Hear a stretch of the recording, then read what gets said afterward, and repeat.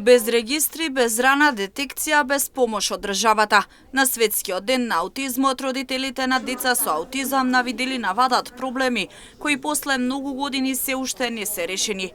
Бројот на нови случаи на деца со аутизам постојано расте, но тој број е непознат и регистри нема. Родителите стареат, а на децата нема кој да ја пружи грижа. Зоран Мијалков вели дека решение мора сами да бараат. Ние во суштина секоја година 1 април си го сметаме за ден за децата со посебни потреби, затоа што со години се важи дека нешто ќе се направи. Еви сега нери пред избори ќе ветуваат се и се што, меѓутоа како можат да ветат решавање на било кој од нашите проблеми, кога во суштина нас не консултираат, ама еве и да не консултираат, нема регистри. Еве, да ги запрашам, дали знаат колку деца со аутизам има. Нема регистр за овие деца. Аз секојдневно гледам нови и нови деца. Еве, во Штип веќе знам десетина деца од година до 3 години, што веќе од искуство знам дека се деца со аутизам. Значи нема рана детекција, нема помош за родителите за децата.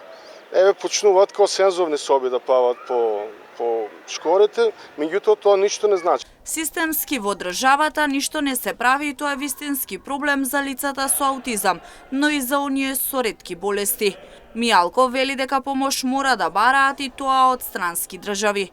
Додава дека како родител на деца со аутизам е многу тешко да помине денот и да се надминат сите предизвици со кои се соочуваат.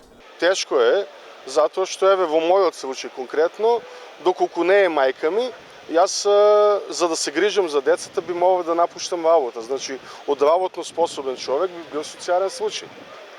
Значи, тоа се случува или кога умре еден од родителите, имаме случај кога умре еден од родителите тука во Штип, прашање е сега како супругата негова ќе се справи со целата ситуација. Нема помош од државата, нема асистенти, нема ништо.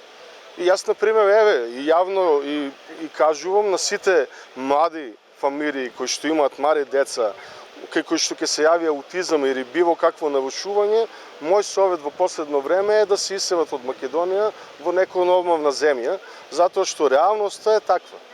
Вели дека и овој пат се надеваат дека работите ќе се поместат од мртва точка, со што ќе се пружи помош на овие лица и деца, со цел да не мора своите права и заштита да ги бараат во друга странска држава.